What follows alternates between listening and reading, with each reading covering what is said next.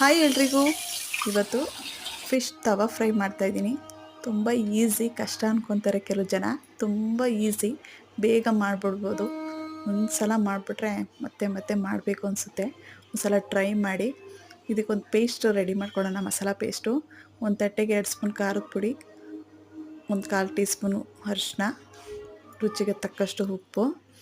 ಇದು ಧನಿಯಾ ಪೌಡ್ರ್ ನಾನು ಮನೇಲೇ ಮಾಡಿಟ್ಕೊಂಡಿರೋದು, ಅದನ್ನೇ ಹಾಕ್ತಾಯಿದ್ದೀನಿ. 1-2 ಸ್ಪೂನ್ ಎಣ್ಣೆ. ಹುಳಿ ಬೇಕಲ್ವ, ಹುಳಿಗೆ 1-2 ನಿಂಬೆಹಣ್ಣು ಹಾಕ್ಕೊತಾ ಇದ್ದೀನಿ. ಚೆನ್ನಾಗಿ ಕಲಿಸ್ಬಿಟ್ಟು ಮೀನಿಗೆ ಚೆನ್ನಾಗಿ ಅಪ್ಲೈ ಮಾಡಬೇಕು. ಚೆನ್ನಾಗಿ ಖಾರ, ಉಪ್ಪು, ಹುಳಿ ಎಲ್ಲ ಚೆನ್ನಾಗಿ ಮೀನಿಗಿದ್ರೆ ತಾನೇ ರುಚಿ. ಅದಕ್ಕೆ ನೀಟಾಗಿ ಅದಕ್ಕೆ ಖಾರ ಅಪ್ಲೈ ಮಾಡ್ಕೊಂಡು ಇಟ್ಕೋಬೇಕು.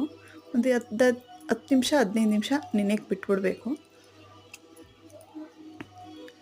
ನೆಂದಾದಮೇಲೆ ಚೆನ್ನಾಗಿ ನೆನ್ಕೊಳ್ಳುತ್ತೆ ಅದು. ಉಪ್ಪು ಖಾರ ಎಲ್ಲ ಚೆನ್ನಾಗಿ ಇಟ್ಕೊಂಡ್ಮೇಲೆ ಒಲೆ ಮೇಲೆ ಒಂದು ತವ ಇಟ್ಕೋಬೇಕು. ತವ ಇಟ್ಕೊಂಡು ಸ್ವಲ್ಪ ಎಣ್ಣೆ, 4-5 ಟೀ ಸ್ಪೂನ್ ಎಣ್ಣೆ ಹಾಕ್ಬಿಟ್ಟು ತವ ಒಂದು ಸ್ವಲ್ಪ ಕಾದ್ಮೇಲೆ ಎಣ್ಣೆ ಮೀನುಗಳೆಲ್ಲ ಹಾಕ್ಕೋಬೇಕು. 2 ಕಡೆ ನೀಟಾಗಿ ಫ್ರೈ ಆಗಬೇಕು. ಅದು ಕಡಿಮೆ ಊರಲ್ಲಿ ಫ್ರೈ ಆದರೆ ಚೆನ್ನಾಗಿರುತ್ತೆ. ಇಲ್ಲ ಒಂದೇ ಸತಿ ಐ ಫ್ಲೇಮಲ್ಲಿ ಇಟ್ಬಿಟ್ರೆ ಸೀದೋಗ್ಬಿಡುತ್ತೆ. ಚೆನ್ನಾಗಿ ಫ್ರೈ ಆದಮೇಲೆ ಈ ಥರ ತಟ್ಟೆಗೆ ಹಾಕ್ಕೊಂಡು ತಿಂತಾಯಿದ್ರೆ ಚೆನ್ನಾಗಿರುತ್ತೆ. ಒಂದ್ಸಲ ಟ್ರೈ ಮಾಡಿ.